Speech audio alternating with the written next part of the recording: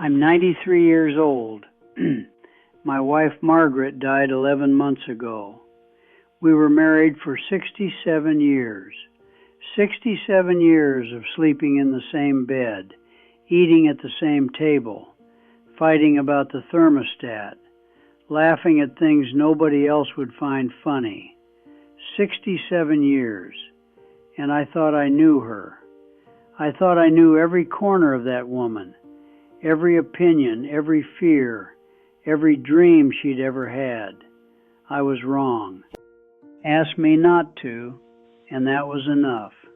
But asked me not to, and that was enough. But she was gone now, and I needed to do something with my hands, or I was going to lose my mind sitting in this quiet house, listening to the clock tick in a room that used to have her breathing in it. I opened the drawer. Inside was a small leather diary with a faded floral cover. I didn't even know she kept a diary.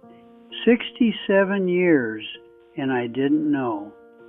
I opened it to the first page, and her handwriting hit me in the chest like a fist. That handwriting, I'd seen it on grocery lists and birthday cards and little notes she'd leave on the counter. But seeing it in a diary, her private thoughts, the things she chose to write down when no one was watching, that was different. That was Margaret, when Margaret thought she was alone. I sat at this kitchen table and I started reading.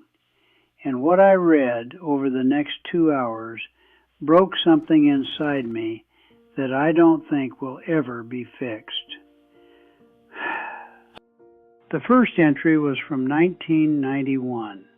She wrote about a Tuesday night. I had come home from work and she'd made pot roast. She wrote, "Harold came home today and said the pot roast was good. He doesn't know I almost didn't make it. I sat on the kitchen floor at 4 o'clock and cried for 20 minutes because I felt invisible.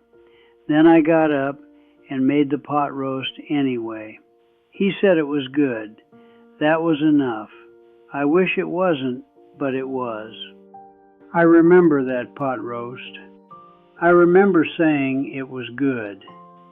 I don't remember anything else about that night because to me it was just a Tuesday. To her, it was a day she sat on the floor and cried because she felt invisible inside her own marriage. And I walked right past it. I ate the pot roast, and I watched the news, and I went to bed. There were more, so many more. An entry from 2003. She wrote about our anniversary. I'd forgotten it. Not the date. I knew the date. I just didn't do anything.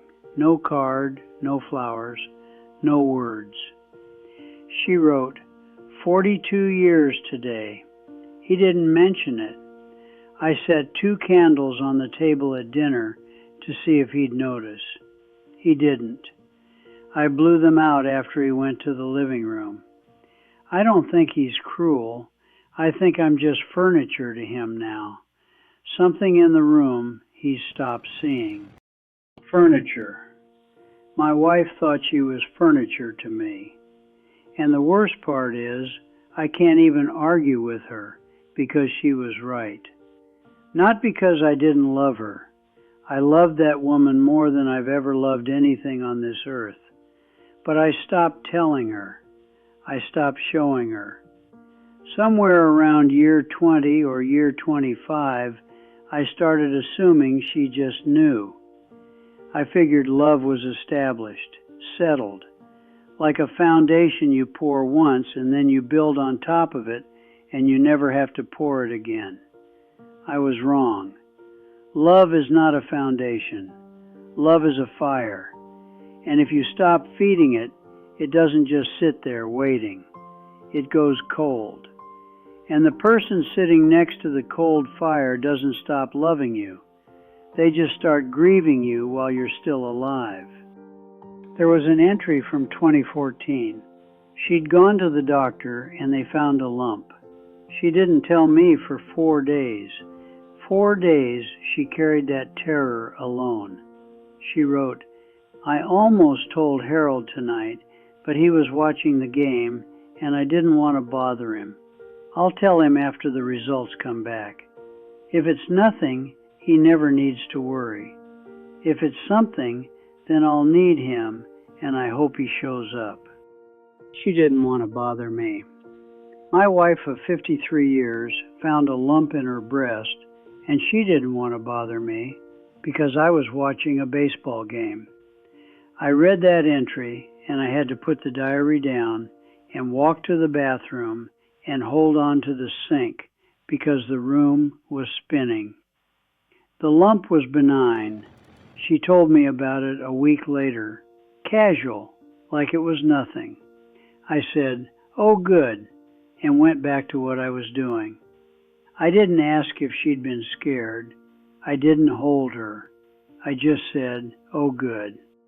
But the entry that destroyed me, the one I will carry in my chest until they put me in the ground next to her, was from 2022, 8 months before she died. She knew she was sick by then. The cancer had come back, and this time it was real, and it wasn't leaving.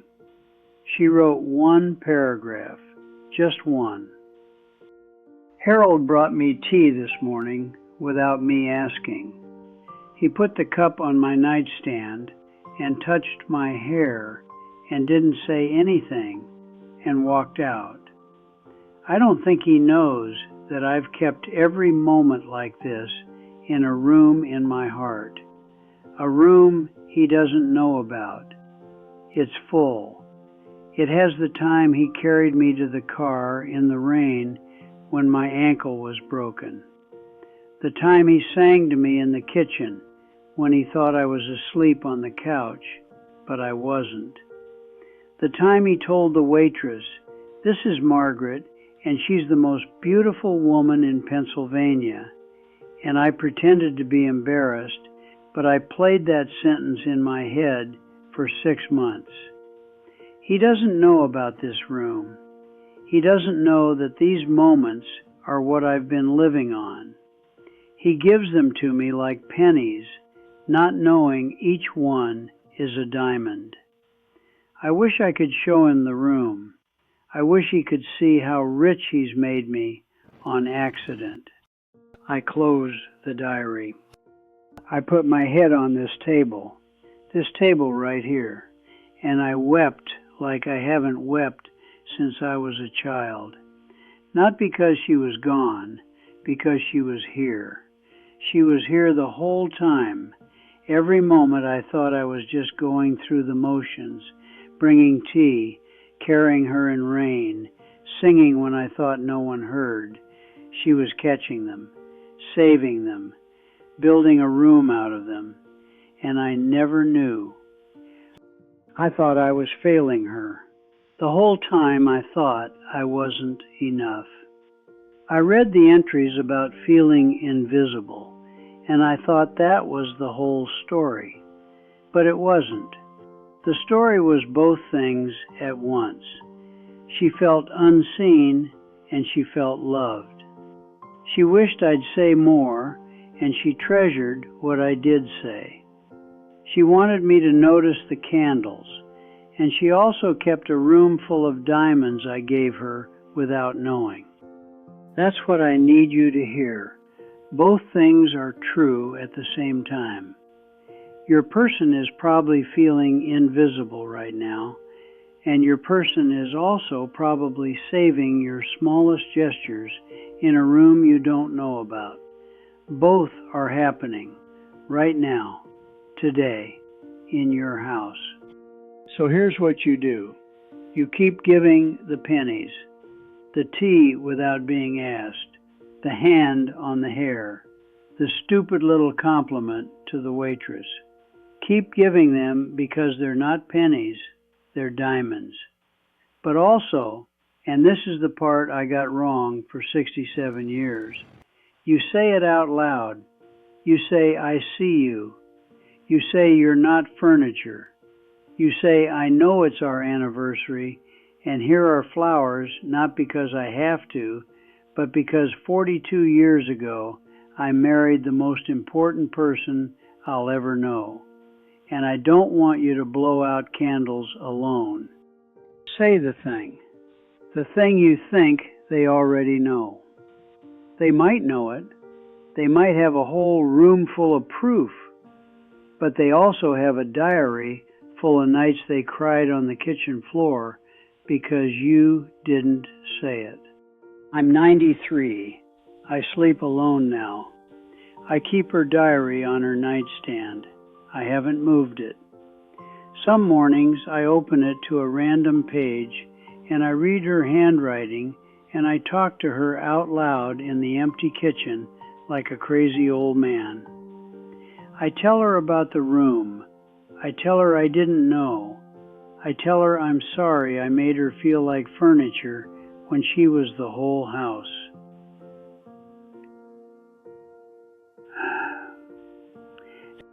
She can't hear me.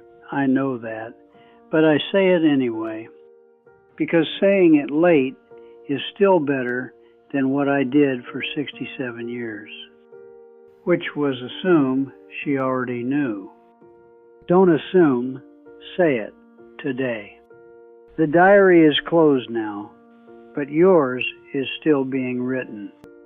Make sure when they read it, they find the diamonds, not just the tears.